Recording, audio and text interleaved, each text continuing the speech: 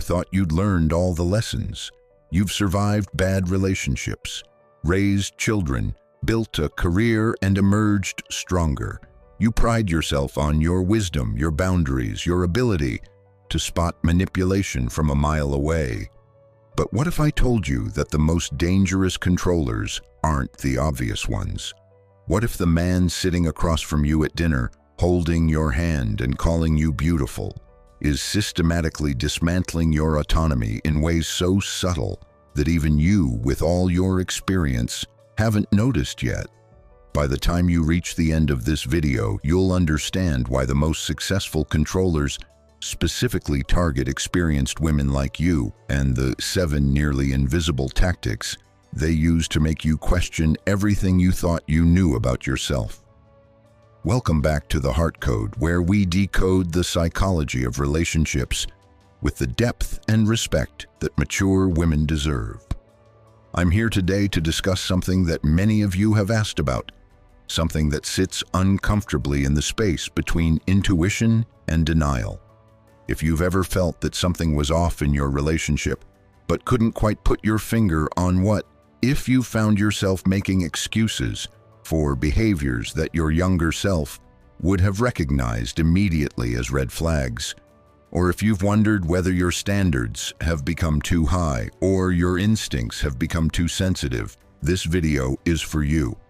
Before we dive deep into these 7 subtle signs, I need you to do something for me and for yourself. If this content resonates with you, if you find value in what we discuss here, please hit that like button. It tells me that these conversations matter to you and helps this message reach other women who need to hear it. Drop a comment below sharing your thoughts, your experiences, or even your questions. Your voice adds to a community of women supporting each other through the complexities of modern relationships. Share this video with a friend who might benefit from this information. Sometimes the most powerful thing we can do is extend a hand to another woman navigating similar waters. And if you haven't already, subscribe to this channel and turn on notifications. We're building something important here, a space where mature women can access psychological insights without judgment, without condescension, and without the oversimplified advice that dominates relationship content. Finally, if you appreciate the depth of research and care that goes into these videos, consider supporting the channel with super thanks. Your support allows me to continue creating content that treats you as the intelligent, discerning woman you are.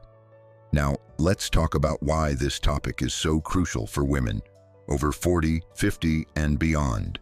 There's a common misconception that emotional maturity and life experience make us immune to manipulation.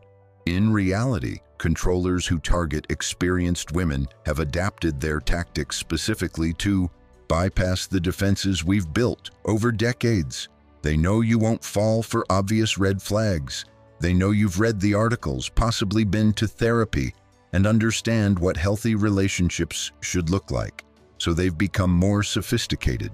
They've learned to weaponize your strengths, your compassion, your desire for partnership, and even your hard-won wisdom against you.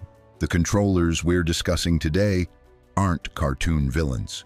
They don't announce their intentions or even necessarily understand them fully. Many of them genuinely believe they're good partners.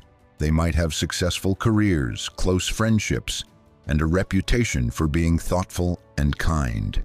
This is what makes their control so insidious.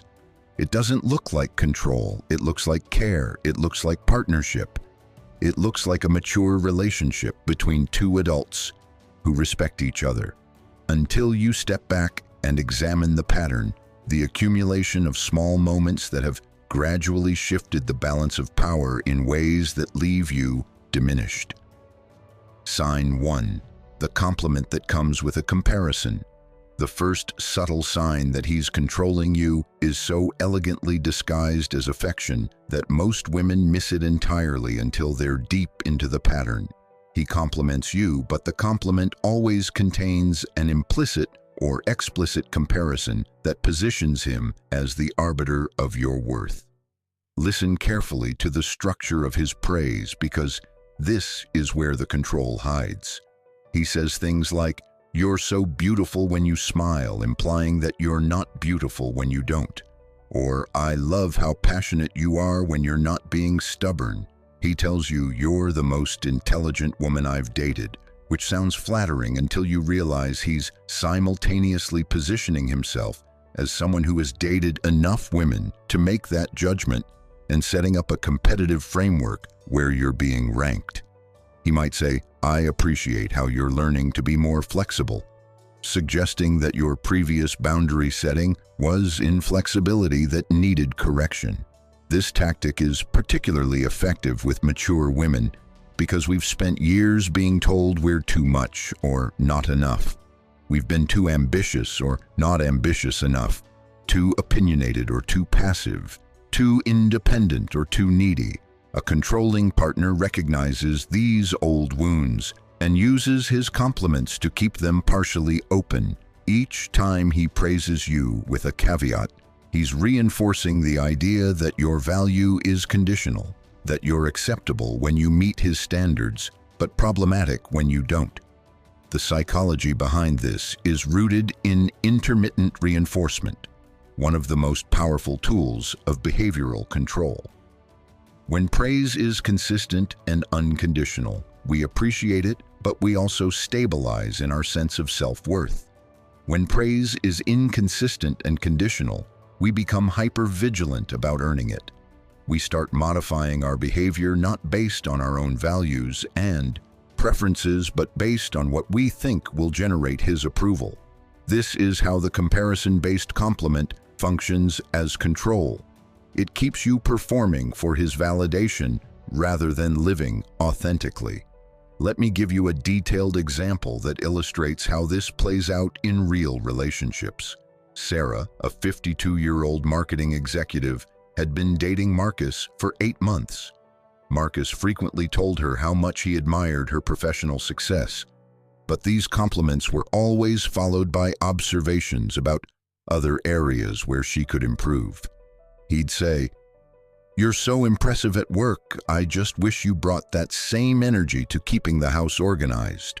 Or, "I love your intelligence, you just need to work on not overthinking everything and ruining spontaneous moments." Sarah initially appreciated what she saw as constructive feedback from a partner who wanted her to be her best self. She didn't recognize that Marcus was systematically training her to view her own qualities through his lens of approval or disapproval. Over time, Sarah found herself second-guessing decisions she'd previously made with confidence. Should she take the promotion that required more travel? Or would Marcus see that as her prioritizing work over the relationship? Should she express frustration about his chronic lateness? Or was that her overthinking again? The comparison-based compliments had done their work. Sarah was no longer self-referential in her choices. Every decision passed through an internal filter that asked, "What will Marcus think of this? How will he judge me for this? Will this earn his praise or his criticism?" What makes this sign particularly subtle is that it often masquerades as a partner who has high standards or who believes in growth and self-improvement. He might frame his comparative compliments as evidence that he sees your potential, that he wants the best for you, that he's invested in your development, and these might even be his conscious intentions. But the effect remains the same. You're being evaluated constantly, and the metric of evaluation is his preference, his worldview, his comfort, his needs. The truly insidious aspect of this tactic is how it co-opts your own drive for excellence. Mature women often have high standards for themselves. We've worked hard to achieve our goals, to refine our skills, to become the women we are. A controlling partner recognizes this and positions himself as an ally in your self-improvement journey. But there's a crucial difference between a supportive partner and a controlling one. A supportive partner celebrates who you are while encouraging growth that aligns with your own values and goals. A controlling partner uses the language of growth to reshape you according to his preferences while making you believe it was your idea all along.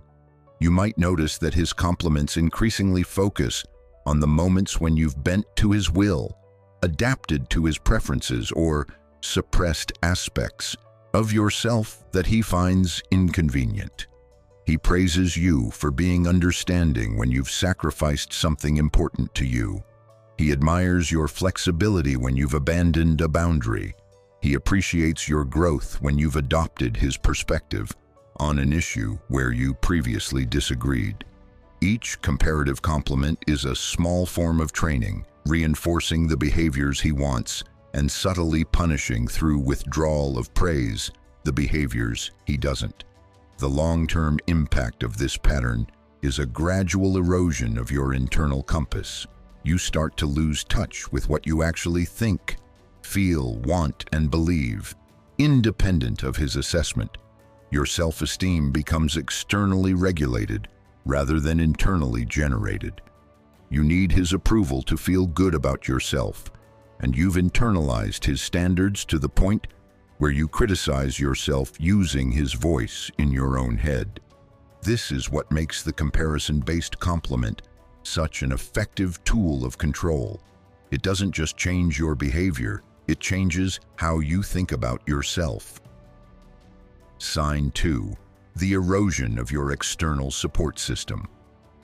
The second subtle sign that he's controlling you is the gradual, almost imperceptible distancing from your support system.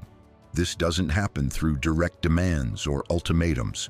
Those would be too obvious, too easy to identify as controlling behavior. Instead, it happens through a series of reasonable-sounding observations, emotional reactions, and scheduling conflicts that, over time, leave you increasingly isolated and dependent on him as your primary source of validation, companionship, and reality testing.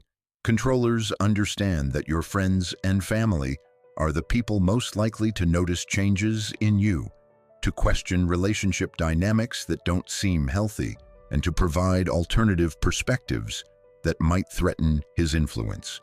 So he needs to create distance between you and them, but he needs to do it in a way that makes you feel like it was your choice, or even better, like it was necessary to protect him, the relationship, or your own well-being. This tactic often begins with seemingly innocent observations about your relationships. He mentions that your best friend seems to drink too much when you're together, suggesting he's concerned about her influence on you.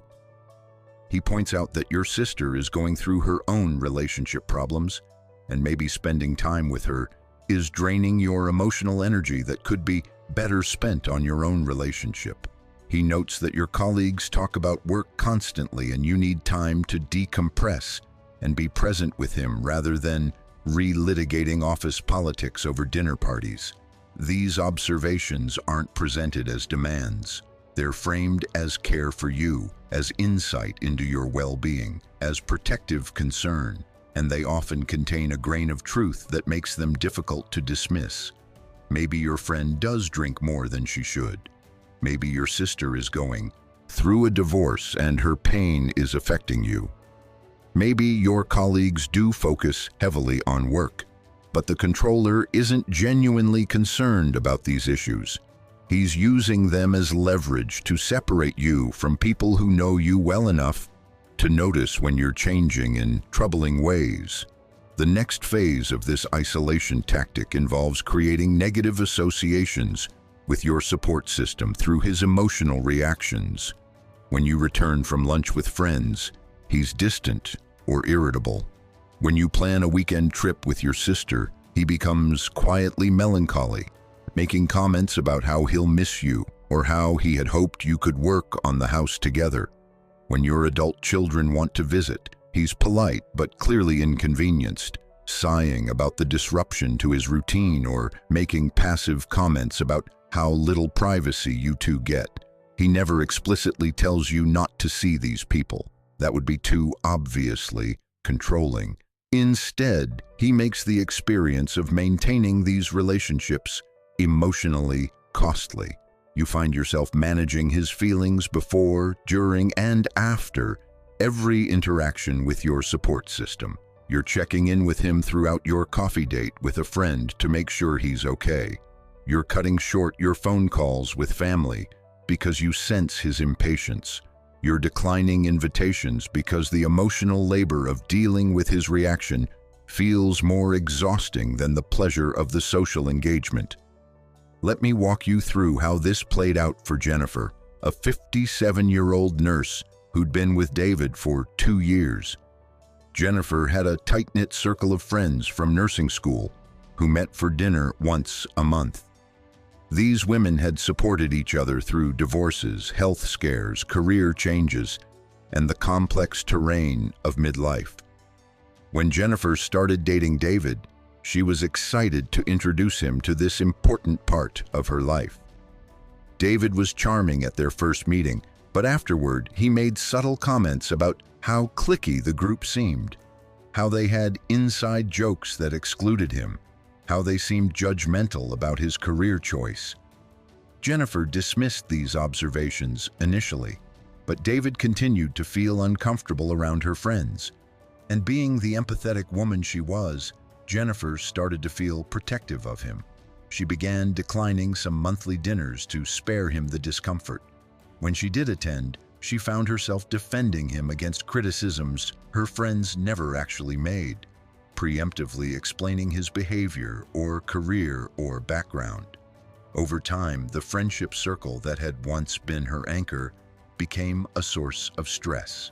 She was torn between women she'd known for decades and the man she was building a life with.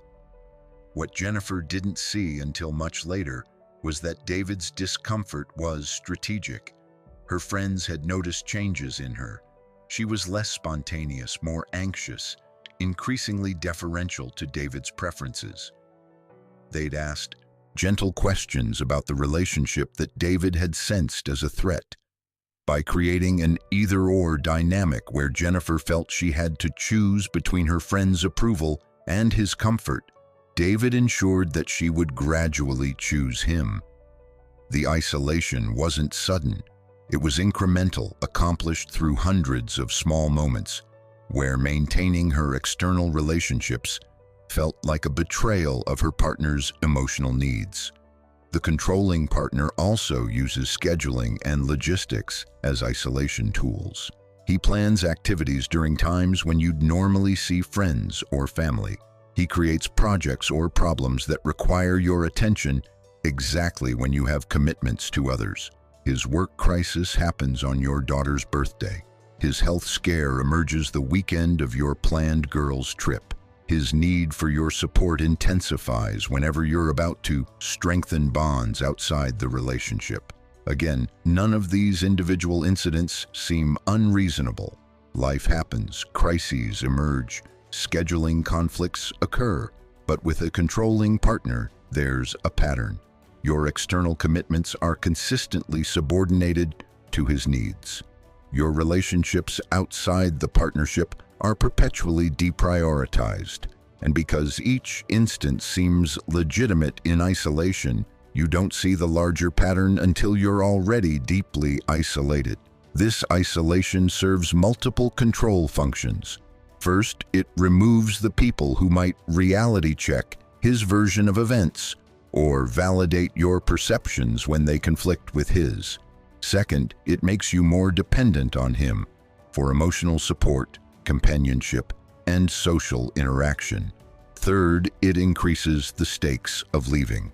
When you've distanced from friends and family, the prospect of ending the relationship feels more terrifying because you're not sure who you'd turn to.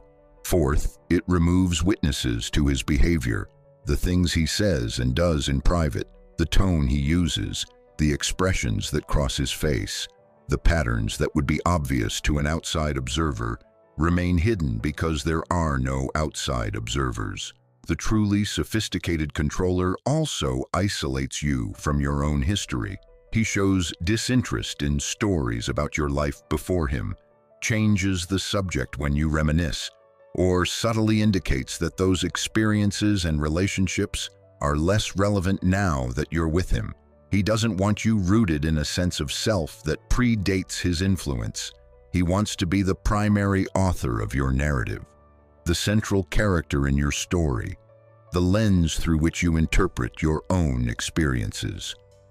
For mature women, this isolation can be particularly painful because we've often already experienced the natural contraction of social circles that comes with age.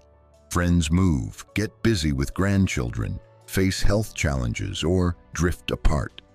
If you're recently divorced or widowed, you may have already lost some of your coupled social network. A controlling partner exploits this vulnerability. He positions himself as enough, as all you need, as the relationship that makes other relationships less necessary. And because you may be dealing with the real loss or diminishment of friendships for legitimate reasons, it's harder to see when that process is being accelerated and manipulated for purposes of control. Sign 3. The rewriting of your reality. The third subtle sign that he's controlling you is perhaps the most psychologically damaging. It's the systematic rewriting of your reality, a process psychologists call gaslighting, though the version that targets mature women is far more sophisticated than the term typically implies. This isn't about someone denying that they said something or insisting that events unfolded differently than you remember. Those are the amateur moves, too obvious for a controller who's dealing with a woman who trusts her own perception and memory. No, the reality rewriting that works on experienced women is more nuanced. It doesn't directly contradict your memory. Instead, it reframes your interpretation of events, questions your emotional reactions as disproportionate, and gradually installs his version of reality as more credible than your own perception. Here's how it works in practice. You have a legitimate concern about something he did or said. Maybe he made plans without consulting you, or he was dismissive when you shared something important, or he flirted with someone in a way that made you uncomfortable. You bring this up calmly and clearly, expecting the kind of mature conversation that adults in healthy relationships have.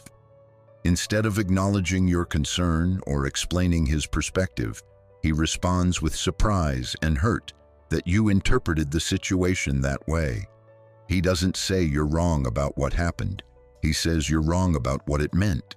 He didn't make plans without consulting you. He was trying to surprise you with something nice, and you're punishing him for being thoughtful. He wasn't dismissive. He was trying to help you problem solve because he values your intelligence too much to just offer empty sympathy. He wasn't flirting. He was being friendly, and the fact that you saw it as flirting reveals your own insecurity rather than any wrongdoing on his part. Notice what's happening here. Your perception of events is being reframed as a character flaw. Your boundaries are being reinterpreted as irrational sensitivity. Your emotional reactions are being pathologized as evidence of your own dysfunction. And because he delivers this reframe with apparent hurt and disappointment rather than anger, you find yourself comforting him for your own concerns. You end the conversation apologizing for misinterpreting his thoughtfulness as disrespect, for turning his helpfulness into dismissiveness, for allowing your insecurities to create problems where none existed. This is reality rewriting in action, and it's devastatingly effective because it operates on multiple levels simultaneously. On the surface level, you're having a disagreement about the meaning of a specific event. On the deeper level, you're being trained to distrust your own perception and defer to his interpretation whenever your perspectives conflict. Over time, this pattern creates a fundamental imbalance in the relationship. His version of reality becomes authoritative. Your version becomes suspect, subject to his correction and reinterpretation. Let me give you a comprehensive example. Patricia, a 61-year-old retired teacher, had been living with Robert for a year. Patricia prided herself on her emotional intelligence and her ability to communicate clearly. One evening, she attempted to discuss a pattern she'd noticed. When they were with Robert's friends, he often made jokes at her expense, teasing her about being forgetful, overly emotional, or out of touch with current technology. Patricia explained that while she understood he meant these comments as playful, they were beginning to affect how she felt about joining him for social events. Robert's response was a masterclass in reality rewriting. He was, he said, devastated that she felt this way. His friends loved her, and he'd actually been trying to help her feel included by creating opportunities for laughter. He pointed out that she herself often made self-deprecating comments, and he was just following her lead. He suggested that perhaps her sensitivity about aging was making her hear criticism where only affection existed. He reminded her of specific instances where his friends had complimented her, using this evidence to suggest that her perception of being mocked was a distortion of what was actually happening. By the end of this conversation, Patricia wasn't sure what was true anymore. Had she been overly sensitive? Was she projecting her own anxieties about aging onto innocent interactions? Robert had sounded so sincere, so hurt, that she'd misunderstood his intentions. She apologized for making accusations and promised to work on not taking things so personally. It would take her another year and the intervention of her daughter to recognize that Robert's jokes weren't misinterpreted affection. They were calculated humiliation designed to keep her off balance and deferential. The reality rewriting tactic is particularly effective against mature women because we've been socialized to question ourselves. We've internalized decades of messages about being too sensitive, too emotional, too demanding. We've been taught that the mature response to conflict is to see multiple perspectives, to assume good intentions, to avoid drama. A controlling partner weaponizes these qualities. He knows that if he can make you question your own perception, you'll do the work of controlling yourself. You'll suppress your concerns before you even voice them, wondering if you're being fair, if you're overreacting, if you're creating problems. The controller also uses your own values against you in this reality rewriting process. If you value rationality, he'll frame your emotional reactions as irrational. If you value independence, he'll interpret your needs for connection as neediness. If you value compassion, he'll suggest that your boundaries are unkind. He's not directly attacking your values. He's using them as the standard by which your perceptions and reactions are found wanting. Another sophisticated element of reality rewriting is the strategic use of apologies.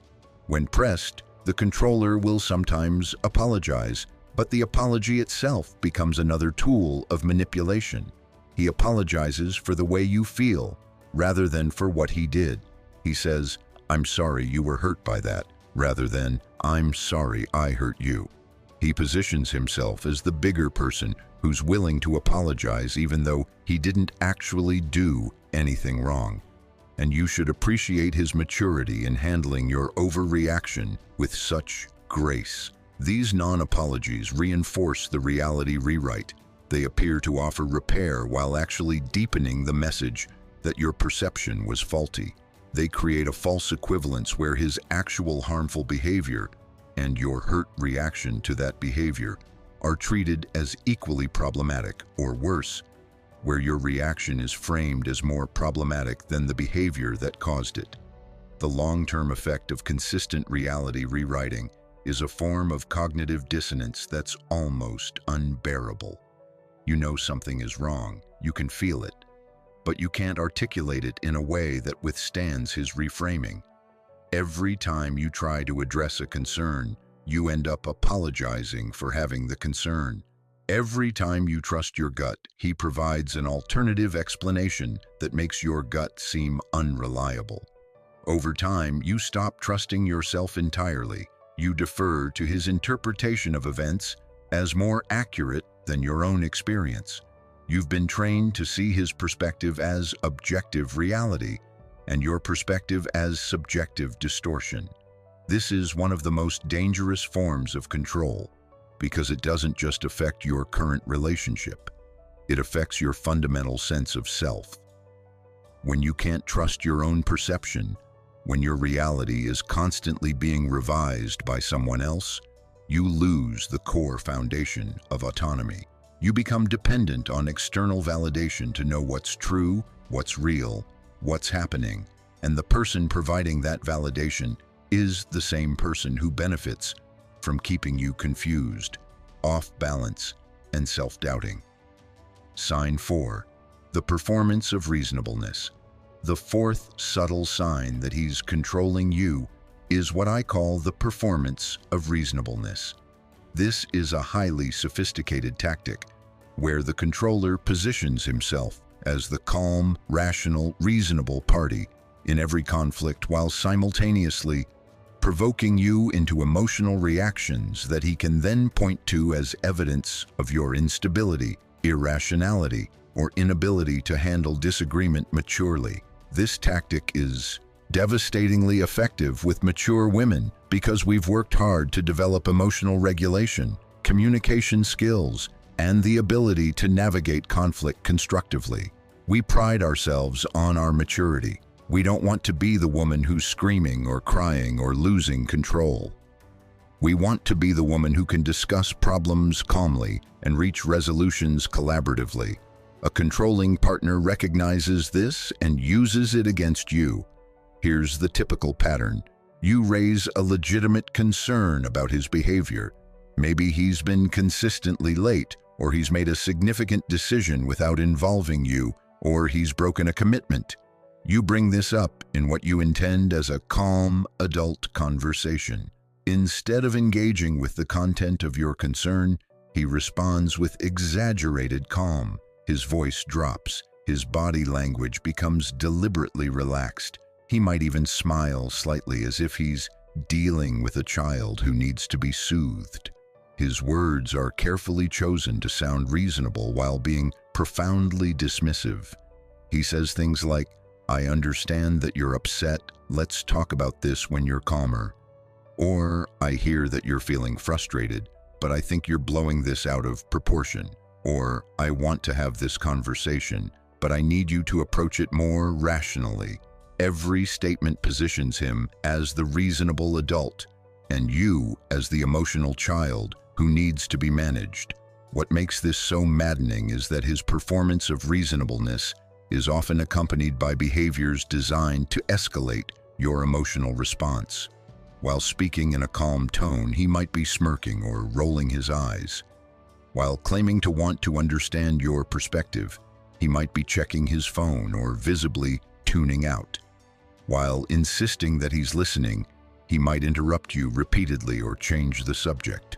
The disconnect between his performed reasonableness and his actual dismissive behavior is crazy-making. Eventually, after being interrupted, dismissed, smirked at, or patronized, you do become emotional. Your voice rises, your frustration shows. You might cry or say something harsher than you intended. And this is exactly what he's been waiting for. Now he has evidence that you're the unreasonable one. He can point to your emotional response as proof that you're unstable, that you can't handle conflict maturely, that you're the problem in the relationship. He might say, in that same maddeningly calm tone, "I can't have a productive conversation with you when you're like this." Or, "This is exactly what I'm talking about. You're too emotional to discuss this rationally." Or, "I was trying to work through this with you, but you're making it impossible." Notice that your emotional response, which he deliberately provoked, is now being used as justification for not addressing the original concern you raised. Let me illustrate this with a detailed example. Margaret, a 55-year-old physician, had been married to Alan for 3 years. Margaret had noticed that Alan was increasingly making financial decisions without consulting her, despite the fact that they'd agreed to discuss any expenditure over a certain amount. When Margaret raised this concern, Alan's response was a perfect performance of reasonableness. He sat down, looked directly at her with an expression of concerned attention, and said in a measured tone, "I absolutely understand why you're concerned about this. Financial transparency is important in a marriage. Can you help me understand specifically what decisions you feel I made unilaterally?" Margaret began to list examples: the new watch, the golf club membership, the loan he'd made to his nephew. As she spoke, Alan maintained his calm demeanor, but began introducing subtle interruptions and corrections. "Actually, if you recall, I did mention the watch to you. You probably don't remember because you were stressed about the hospital board meeting. The golf club membership was a professional networking opportunity that couldn't wait for our monthly budget meeting. The loan to my nephew was a family emergency, and I didn't think you'd want me to delay helping family to wait for your approval." Each of these responses had the surface appearance of being reasonable while actually being profoundly dismissive. He was rewriting history, implying that her memory was faulty, suggesting that her desire to be consulted about financial decisions was an unreasonable expectation of control, and positioning his unilateral decisions as either previously discussed or justified by circumstances that superseded their agreement. Margaret felt her frustration building. She pointed out that she had no memory of him mentioning the watch, that professional networking wasn't a valid excuse for breaking their financial agreement, and that family emergencies could have been discussed with her before he committed to a loan. As she spoke, her voice became tighter, more clipped. She could hear herself sounding angry, and it made her uncomfortable. She wasn't the kind of woman who lost her temper. Alan's response was to lean back slightly, cross his arms, and say, "Margaret, I'm trying to have a conversation with you, but I need you to calm down. I can see you're getting worked up, and I don't think we can resolve this productively when you're in this emotional state. Why don't we table this discussion and come back to it when you've had time to process your feelings?" This was the moment of the trap. Margaret's legitimate concerns about broken agreements had been reframed as her emotional overreaction.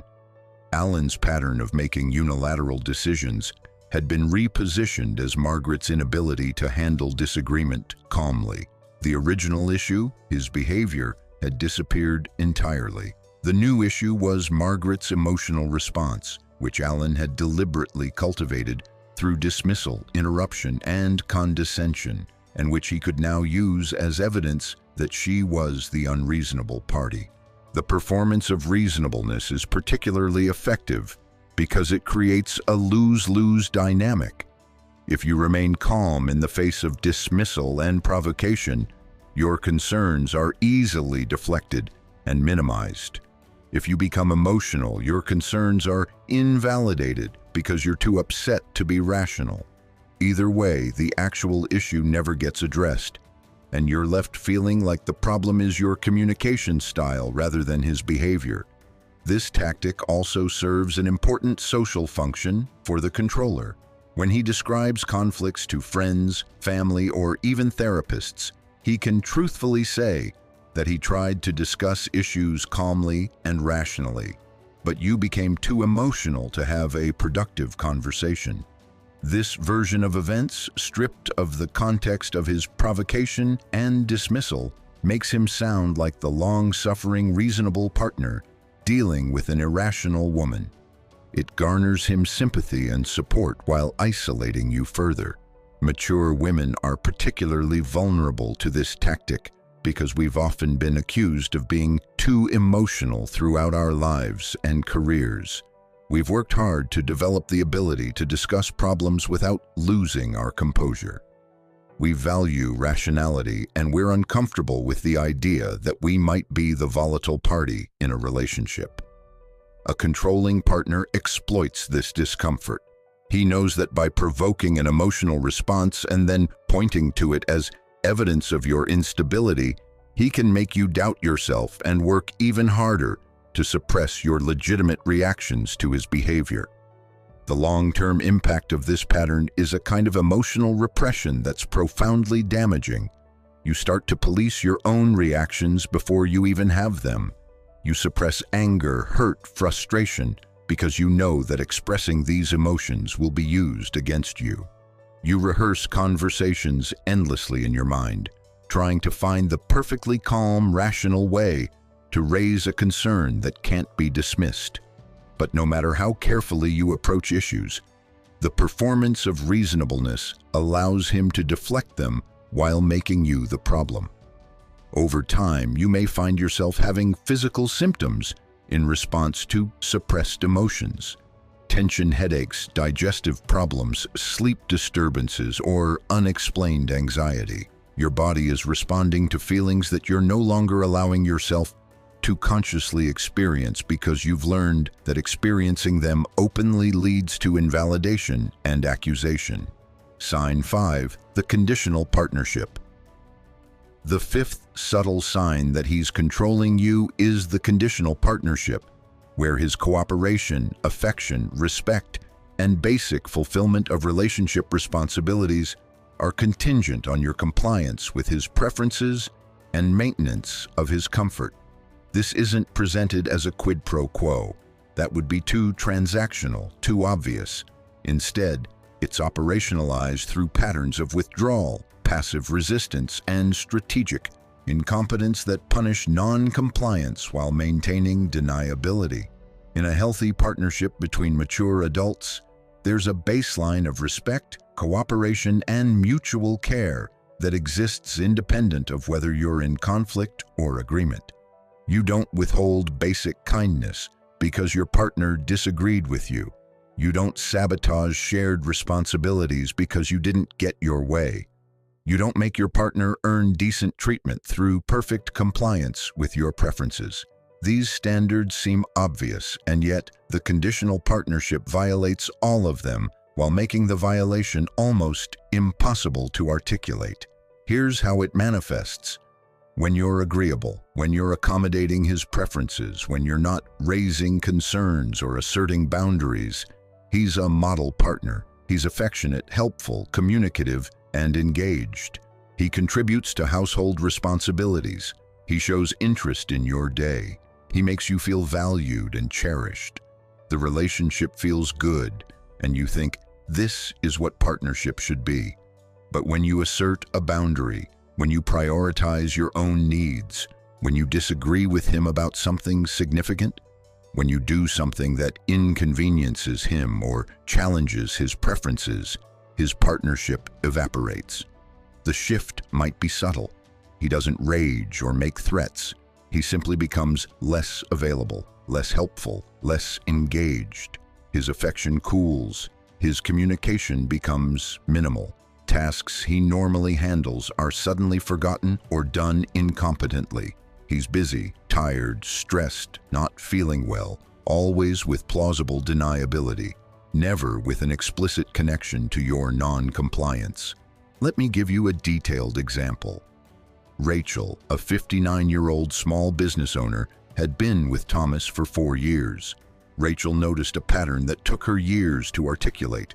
When she accommodated Thomas's preferences, whether about social plans, household decisions, or how she spent her free time, he was an attentive, helpful partner. He'd cook dinner, handle yard work, plan thoughtful date nights, and show genuine interest in her business challenges.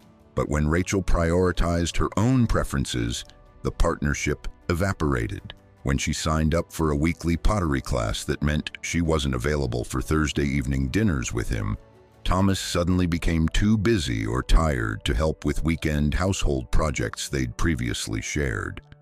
When she took on a consulting project that required travel, Thomas developed a series of minor crises that needed her attention right before her trips, making it harder for her to leave without guilt and creating stress during her time away. When she declined to attend a work function of his that conflicted with her best friend's birthday, Thomas was polite but distant for the following week, claiming he was just stressed about work but clearly communicating his displeasure through withdrawal. The maddening thing about this pattern was, that Thomas never explicitly connected his withdrawal to Rachel's choices. If she asked if he was upset about the pottery class, he'd say, "Of course not. He wanted her to have hobbies. He was just tired from a long week."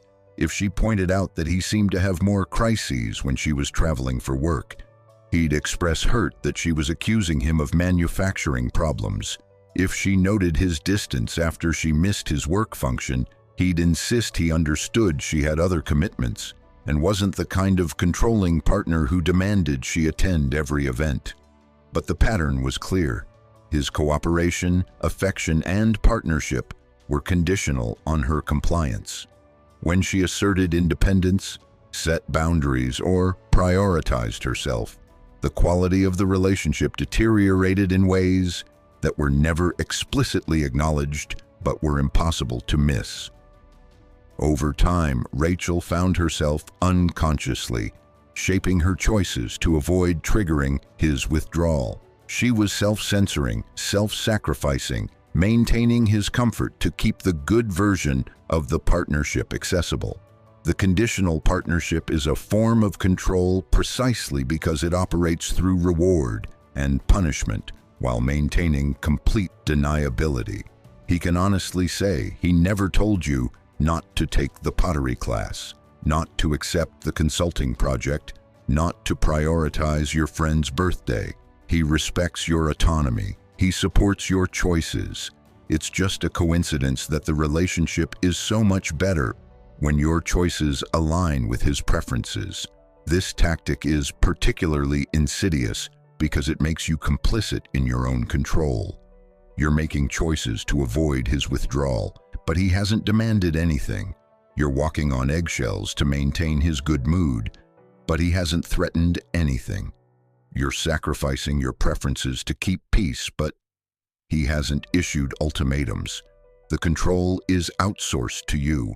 You're doing it to yourself, or so it seems, which makes it almost impossible to confront him about it.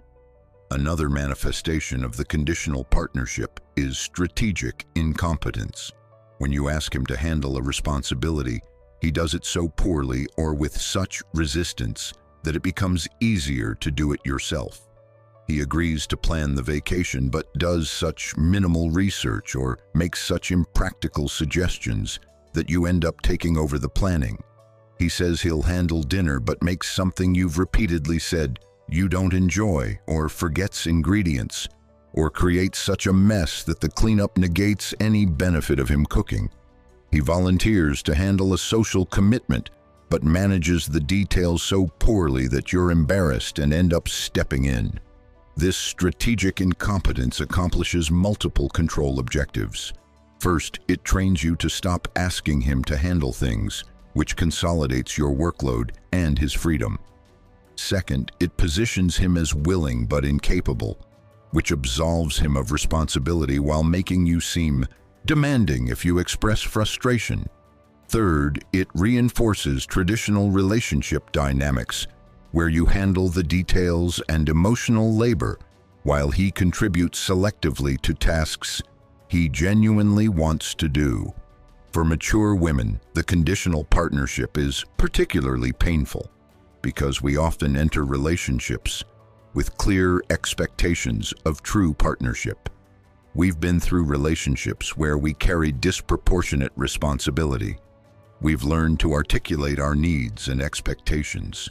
We thought we'd chosen a partner who genuinely shared the load. The realization that his partnership is conditional on our compliance, that we're not actually in an equal relationship, but in one where we have to earn his cooperation through good behavior, is devastating. The long-term impact of the conditional partnership is a relationship that feels exhausting rather than sustaining. You're constantly managing, negotiating, strategizing to keep things smooth. You can't relax into genuine reciprocity because reciprocity is contingent on your compliance.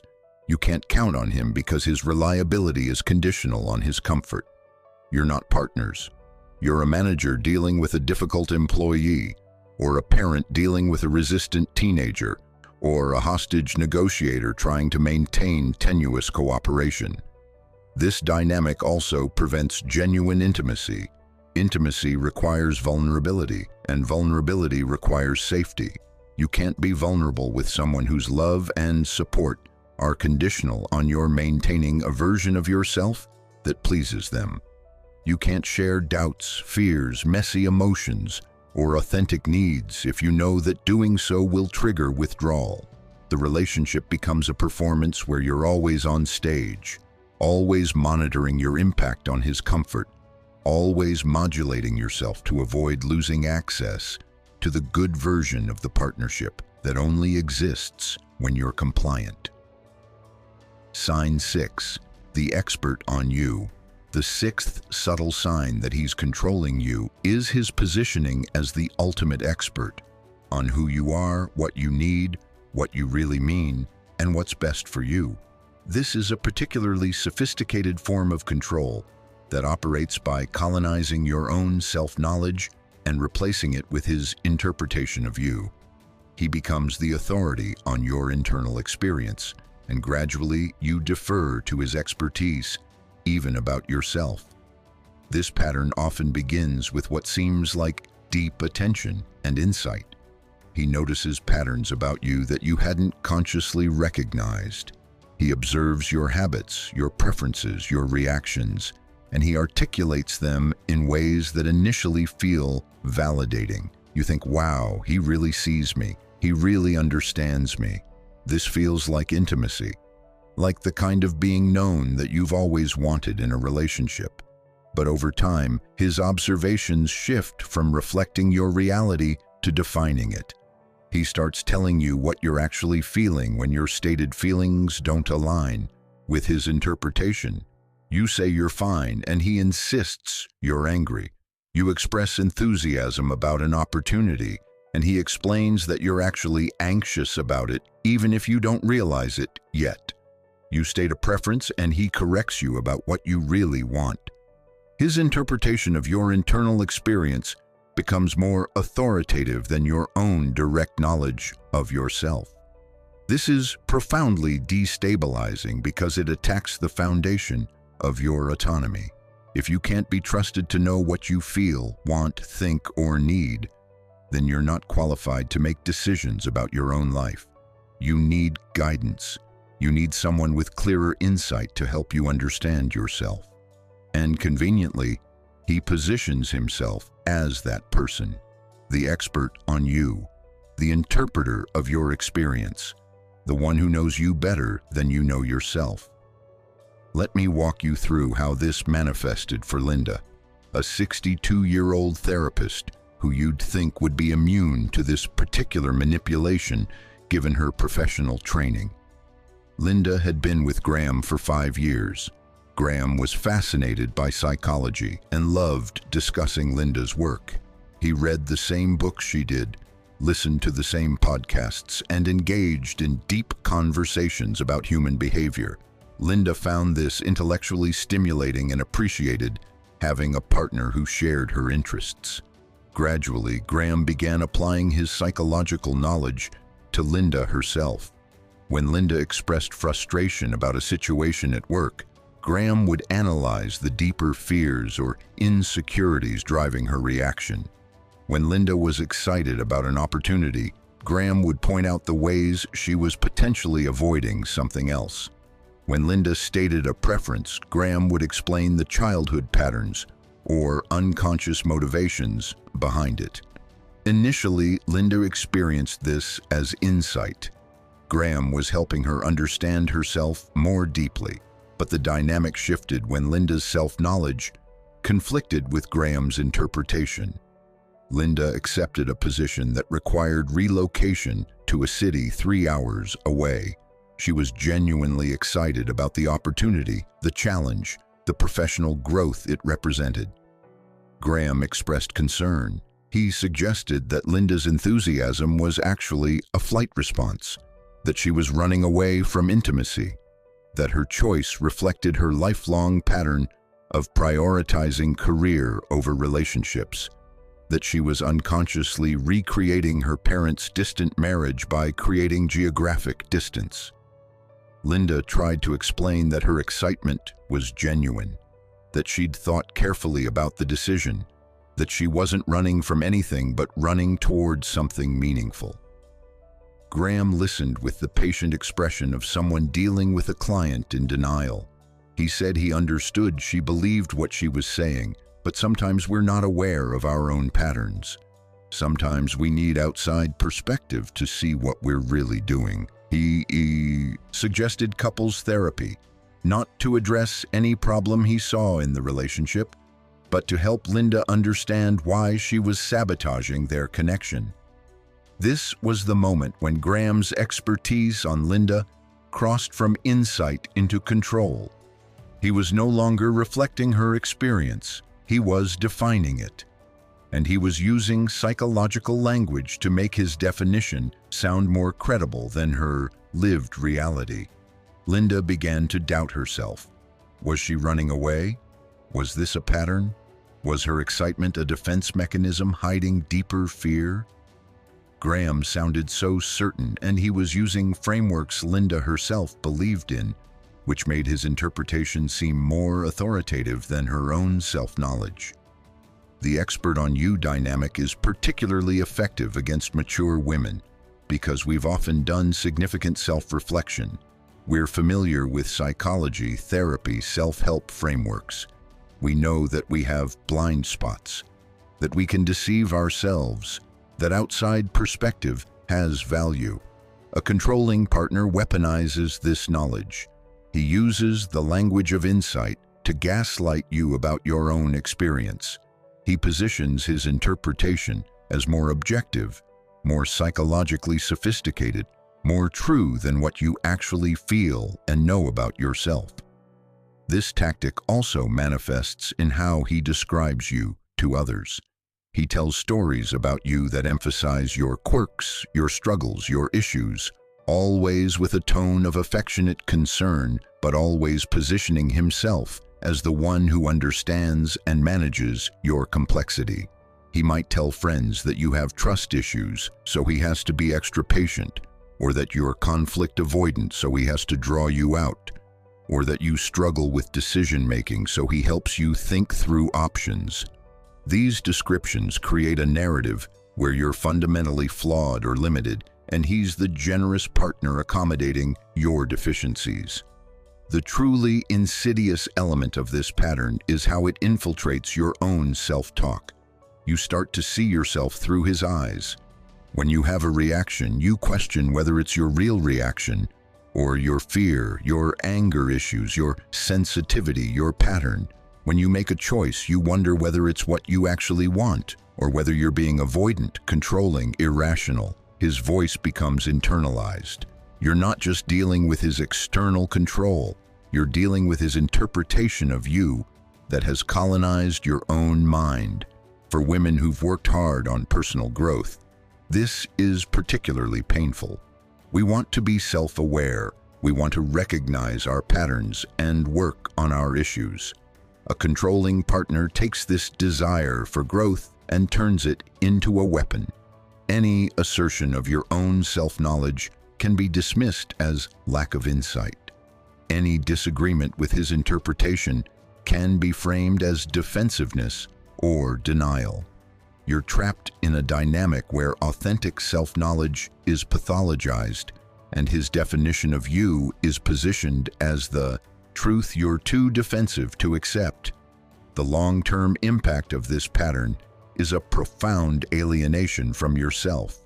You lose trust in your own perceptions, your own emotions, your own desires. You're constantly second-guessing, constantly filtering your experience through the question of what it really means, according to the expert who's appointed himself as the authority on your internal life. This isn't partnership. This is colonization. He's occupying the territory of your selfhood and ruling it according to his interpretation. Sign 7, the financial fog.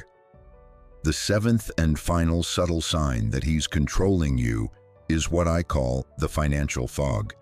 This is the deliberate creation of confusion, complexity, or opacity around financial matters in ways that leave you dependent, uninformed, or unable to make autonomous financial decisions. This doesn't necessarily involve restricting access to money, though that can be part of it. More often, it involves creating a financial dynamic where you can't clearly see the full picture, where decisions are made without your meaningful input, or where you're systematically positioned as financially naive or irresponsible. Financial control is often discussed in terms of obvious red flags, like a partner who won't let you work, who takes your paycheck, or who denies you access to accounts. These are important and serious, but the financial fog is more subtle. It operates through complexity, confusion, and the gradual erosion of your financial agency in ways that can be difficult to identify and even harder to articulate. This pattern often begins with him taking on financial management as a form of care. Maybe you've expressed that you find financial planning stressful or time-consuming. Maybe he has expertise in investing or accounting. Maybe it just seems efficient for one person to handle the bills and tracking. He volunteers to manage the finances, and initially this feels like a gift. You're relieved of a burden. You trust that he's handling things well. He provides updates when asked, and everything seems fine. But over time, your understanding of your actual financial situation becomes increasingly vague. You don't know exactly how much you have in savings. You're not sure what the investment accounts look like. You couldn't accurately state your monthly expenses or your retirement projections. When you ask questions, the answers are either overly complex, vague, or accompanied by subtle suggestions that you wouldn't understand the details anyway. He might explain things using jargon, provide overwhelming amounts of data without clear summary, or suggest that his explanations are too complicated for a quick conversation and you should trust him to handle it.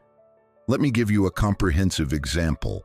Deborah, a 53-year-old nurse practitioner, had been married to Kenneth for 8 years.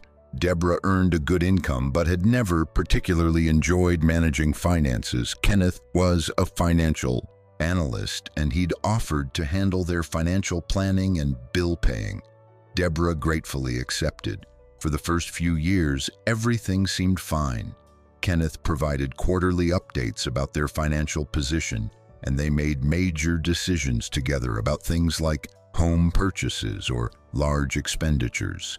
Gradually, Deborah noticed that her access to financial information was becoming more limited. When she'd log into their joint accounts, she found the statements confusing. Money was being transferred between accounts in ways she didn't understand. There were investments in vehicles she'd never discussed with Kenneth. When she asked about these, Kenneth would explain that he was maximizing their returns, taking advantage of tax strategies, using his professional expertise to optimize their wealth. The explanations were detailed but incomprehensible to Deborah, and Kenneth's tone suggested that her questions reflected her lack of financial sophistication rather than any problem with transparency. Deborah began to feel increasingly anxious about their finances, but she couldn't articulate why. On paper, everything seemed fine. They had money. Bills were paid. Kenneth said they were on track for retirement. But Deborah didn't actually know if this was true because she couldn't verify it independently. She was entirely dependent on Kenneth's word about their financial reality. When she suggested they meet with a financial advisor together so she could better understand their situation, Kenneth was resistant. He said it was a waste of money to pay someone for advice when he had the expertise. He suggested that Deborah's insistence on outside consultation revealed a lack of trust in him. The financial fog serves multiple control functions. First, it creates dependency. If you don't understand your financial situation, you can't make informed decisions about your own life. You can't evaluate whether you could afford to leave the relationship. You can't make major life decisions like career changes or relocations without his financial analysis and approval. Second, it creates vulnerability. If you don't have clear knowledge of assets, debts, and accounts, You're at a significant disadvantage if the relationship ends.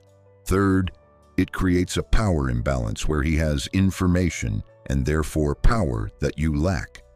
Another manifestation of the financial fog is the strategic use of joint versus separate finances. He might insist on keeping some money separate for various reasons that sound reasonable. His inheritance needs to be protected for his children from a previous marriage. His business requires separate accounts. His investments perform better when they're not commingled.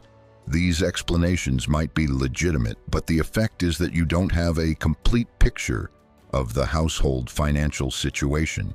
You know what's in the joint accounts, but not what's in his separate accounts, how much he earns, or what his actual net worth is. Conversely, he might insist on complete financial combining in ways that actually reduce your autonomy. All your income goes into joint accounts. You don't have personal discretionary money. Any expenditure you want to make requires withdrawal from joint accounts that he monitors and potentially questions. You're financially transparent to him while he maintains areas of financial privacy for himself. The financial fog can also involve him making you financially responsible in ways that benefit him. He might suggest you put the mortgage in your name because your credit is better. He might have you co-sign for his business loans or credit. He might structure investments so they're technically in your name for tax reasons. Later, if the relationship deteriorates, you discover that you're legally liable for debts or obligations that you didn't understand you were taking on. For mature women, the financial fog is particularly concerning because many of us have seen other women suffer financially after divorce or widowhood because they didn't understand the family finances. We know we should be informed and involved, but a controlling partner creates barriers to that involvement, while making the barriers seem like they're about his expertise rather than about control. He's not keeping you uninformed. You're choosing not to engage with the complexity. He's not restricting your access. You're just not interested enough to understand the details. The truly sophisticated financial controller also uses your own money to control you. If you earn more than he does, he might develop a narrative about how he sacrifices his own career to support yours, how he manages the home front while you pursue professional success, how he's entitled to access your income because of his contributions. If you earn less, he might develop a narrative about how he's the provider, how you benefit from his financial success, how you should be grateful for the lifestyle he's made possible. Either way, the financial dynamic becomes another tool of obligation and guilt that restricts your autonomy. The long-term impact of the financial fog is profound anxiety and constraint. You know you should understand your financial situation better, but every attempt to gain clarity is met with resistance, complexity, or suggestions that your questions reveal your own inadequacy. You feel trapped. You can't make informed decisions about your life because you don't have complete information. You can't leave the relationship without facing financial chaos because you don't know what you have, what you're entitled to, or what you're liable for. The fog itself becomes a form of prison where you can't see clearly enough to find the exit. We've just walked through 7 subtle signs that he's controlling you, each one sophisticated enough to bypass the defenses you've built over a lifetime, each one designed to operate beneath your conscious awareness until the patterns are deeply established. Let's take a moment to review what we've covered, because understanding these tactics is the first step toward reclaiming your autonomy. We discussed the compliment that comes with a comparison, where praise is weaponized to make you perform for his approval rather than living authentically. We explored the erosion of your external support system, the gradual isolation that happens through seemingly reasonable observations and emotional reactions that make maintaining other relationships feel like a betrayal of the partnership. We examined the rewriting of your reality the sophisticated gaslighting that doesn't contradict your memory, but reframes your interpretation, leaving you doubting your own perception and deferring to his version of events. We analyzed the performance of reasonableness, where he provokes emotional reactions and then points to those reactions as evidence that you're the unstable party, making it impossible to address legitimate concerns without being labeled as irrational. We looked at the conditional partnership, where his cooperation, affection, and basic fulfillment of relationship responsibilities are contingent on your compliance, creating a dynamic where you're constantly managing his comfort to maintain access to the good version of the relationship. We unpacked the expert on you, where he positions himself as the ultimate authority on your internal experience, colonizing your self-knowledge and replacing it with his interpretation. And finally, we explored the financial fog, the deliberate creation of confusion and opacity around money matters that leaves you dependent, uninformed, and unable to make autonomous financial decisions. If you recognized your relationship in some or all of these signs, I want you to know that you're not crazy, you're not too sensitive, and you're not imagining things. These are real tactics used by real controllers, and they're specifically designed to be difficult to identify and articulate. The fact that you're watching this video, that you've stayed with me through this detailed analysis, suggests that some part of you knows that something is wrong, even if you haven't been able to name it until now. What you do with this information is entirely up to you. I'm not here to tell you to leave your relationship. That's a decision only you can make, and it's a decision that involves complex considerations, including safety, finances, children, shared history, and your own assessment of whether change is possible. What I am here to do is give you the language to understand what you're experiencing and the framework to evaluate whether the relationship you're in aligns with the life you want to live. Some of you might recognize one or two of these signs and realize that your partner engages in these behaviors occasionally, but not systematically. That's worth addressing, but it's different from a relationship where these tactics are pervasive and consistent. Some of you might be seeing the full pattern for the first time and feeling overwhelmed by the recognition of how controlled you've been. That's a lot to process, and I encourage you to reach out to trusted friends, family, or a therapist who can support you as you navigate what comes next. Remember that control thrives in isolation and secrecy. The most powerful thing you can do is share your experience with people who love you and see you clearly.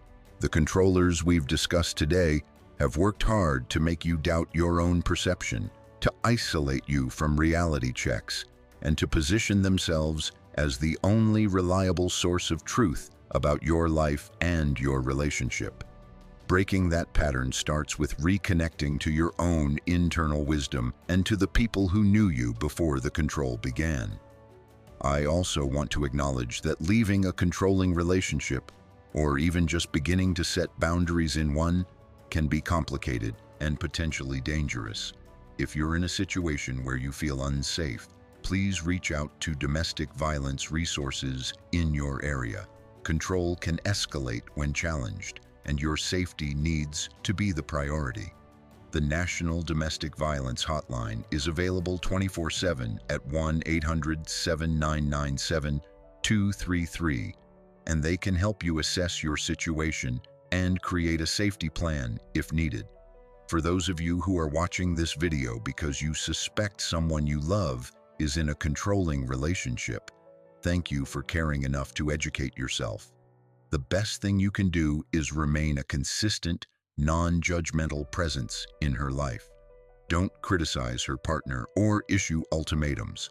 That will likely push her away and reinforce the isolation the controller has created. Instead, express your observations gently. Remind her of who she was before the relationship. Stay connected even when she pulls away, and let her know that you'll be there whenever she's ready to talk. Many women who leave controlling relationships say that the friend or family member who didn't give up on them was the lifeline that made leaving possible. Before we close, I want to remind you of the resources available to you right here on this channel. If this video resonated with you, there are many others that explore relationship dynamics, manipulation tactics, and the psychology of control in depth. I encourage you to watch those videos, to keep educating yourself, and to trust the process of awareness that you've begun today. And now I'm going to ask you for a few things that help this channel continue to create content that serves you. First, if this video provided you with valuable insights, if it helped you understand something you'd been struggling to articulate, or if it gave you the validation you needed to trust your own perceptions, please hit that like button. Your likes tell YouTube that this content matters and help it reach other women who need this information. Second, leave a comment below. Share your thoughts, your experiences if you feel comfortable doing so, or your questions. This community learns from each other, and your contribution might be exactly what another woman needs to hear to feel less alone. I read every comment, and while I may not be able to respond to all of them, I want you to know that your voice matters here. Third, share this video with any woman in your life who might benefit from this information. Send it to your sister, your friend, your colleague, your book club. Controlling relationships thrive in silence and isolation.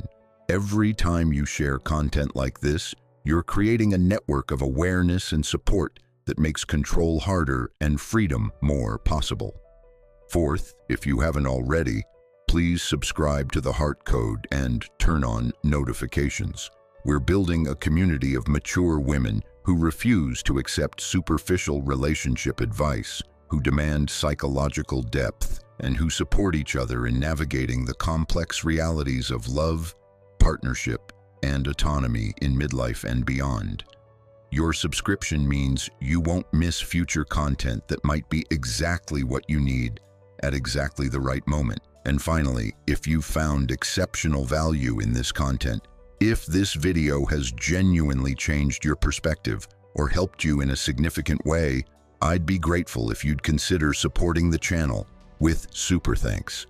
This support allows me to continue investing the time and research necessary to create comprehensive, psychologically grounded content that treats you as the intelligent, discerning woman you are. It's entirely optional, but it's deeply appreciated, and it directly enables the creation of more content like this. I want to close with this thought. You are not too old, too damaged, or too difficult to deserve a relationship characterized by mutual respect, genuine partnership, and the freedom to be fully yourself. The fact that you've survived difficult relationships, made mistakes, or struggled to identify manipulation doesn't mean you're broken. It means you're human. And the wisdom you've gained from those experiences, combined with the awareness you're building now, makes you more capable, not less, of creating the life and relationships you deserve. Control works by making you feel small, confused, and incapable of trusting yourself. Reclaiming your autonomy starts with reclaiming your own perception, your own knowledge of yourself, your own authority over your life. You don't need anyone's permission to trust your instincts. You don't need anyone's validation to know that your experience is real. You don't need anyone's approval to prioritize your own well-being. The journey from recognizing control to freeing yourself from it is not always linear or easy, but it's always worth it. On the other side of that journey is a version of you who trusts herself again, who feels solid in her own knowing, who chooses relationships that enhance her life rather than diminish it. That woman is waiting for you, and she's stronger than you know because she's you, just liberated from the fog of control that's been obscuring her clarity. Thank you for spending this time with me today. Thank you for trusting me with these difficult conversations. Thank you for being part of a community that refuses to settle for less than we deserve. I'll see you in the next video, where we'll continue to explore the psychology of relationships with the depth, nuance, and respect that you deserve. Until then, take care of yourself, trust yourself, and remember that you are enough exactly as you are.